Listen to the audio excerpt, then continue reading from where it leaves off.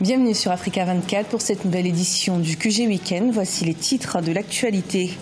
La jeunesse camerounaise mobilisée pour les élections de 2018, les sénatoriales, les législatives, les municipales et surtout la présidentielle se préparent activement et les jeunes sont au cœur du programme électoral.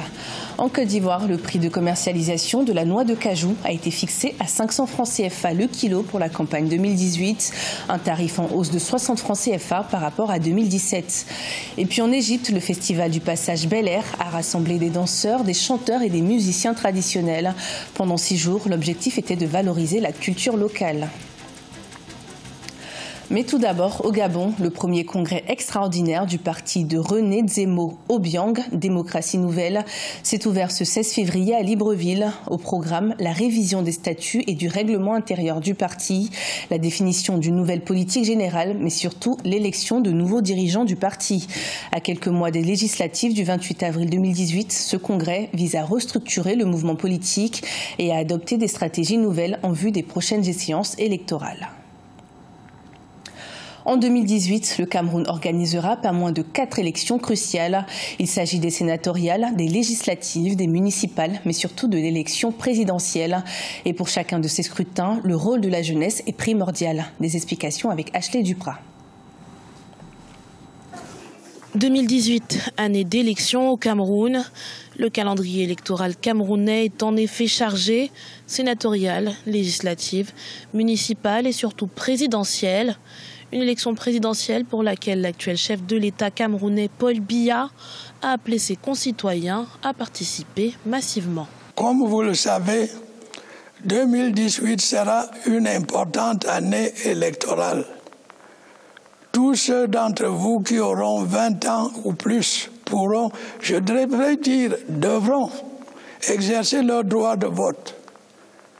En votant, vous accomplirez un acte de citoyenneté responsable. Vous deviendrez ainsi les acteurs de votre destin. Le président Paul Biya, qui n'a pas encore officialisé sa candidature au scrutin, un scrutin particulièrement décisif pour la jeunesse, une jeunesse qui représente 75% de la population camerounaise.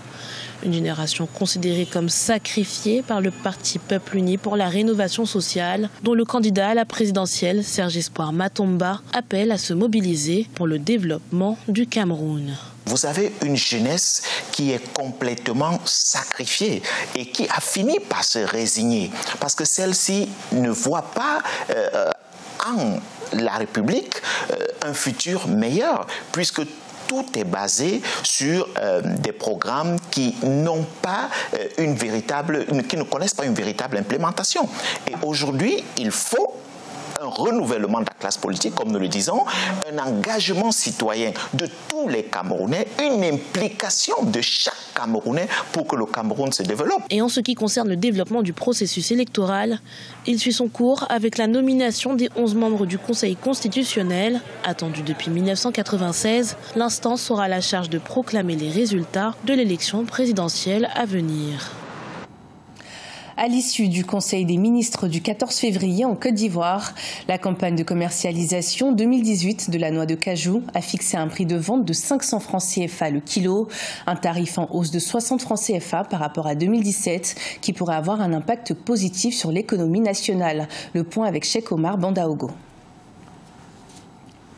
Avec 45% de la production mondiale de la noix de cajou en 2017, la Côte d'Ivoire veut encore rentabiliser ce secteur. C'est donc sous le signe de la hausse du prix du kilogramme que s'est ouverte le 15 février la campagne 2018 de commercialisation de l'anacarte. Cette évolution des prix a été communiquée à l'issue du Conseil des ministres du 14 février par le porte-parole du gouvernement ivoirien. Prix plancher obligatoire, 500 francs CFA par kilo pour la noix de cajou bien séchée et bien triée, ne comportant aucune matière étrangère. Je rappelle que le prix pour la campagne 2017 était de 440 francs. Le prix plancher obligatoire magasin intérieur est fixé à 525 francs CFA le kilo et le prix plancher magasin portuaire est fixé à 584 francs CFA le kilo. En plus de la hausse des prix planchers, le Conseil des ministres, en ce qui concerne l'exportation de la noix de cajou, a décidé de l'institution par la nouvelle annexe fiscale d'un droit unique de sortie de 10% sur le prix CAF, coût assurance et fret de la noix brute de cajou exportée. Une mesure qui, comme l'augmentation du prix du kilogramme, devrait permettre à l'économie ivoirienne de bien se porter. Cette augmentation-là permet effectivement à la Côte d'Ivoire de pallier au transfert, à la fuite des produits de la production vers les pays voisins. Et puis en termes économiques, c'est des recettes fiscales pour l'État, au budget national. C'est, la relance économique, à la fois locale. Le monde paysan, les agriculteurs auront de quoi faire face à leurs dépenses. Pour cette année 2018, la Côte d'Ivoire devrait pouvoir confirmer sa place de leader africain dans la production de l'anacarte. Selon le directeur général du Conseil coton anacarte, les prévisions de production s'élèvent à 750 000 tonnes. Un chiffre supérieur à celui de 2017 où pour 715 000 tonnes attendues, ce sont un peu plus de 711 000 tonnes qui ont été produites. En Algérie, le gouvernement fixe de nouvelles conditions pour l'exercice des activités d'importation des matières premières, des produits et des marchandises destinés à la revente. Les sociétés importatrices sont désormais tenues de disposer d'infrastructures de stockage et de distribution appropriées et facilement contrôlables par les services habilités. Les sociétés concernées ont un délai de 6 mois pour se conformer à cette réglementation sous peine de sanctions. Le festival du Passage Bel Air, qui se déroule durant 6 jours en plein cœur du Caire en Égypte, rassemble des danseurs, des chanteurs et des musiciens traditionnels.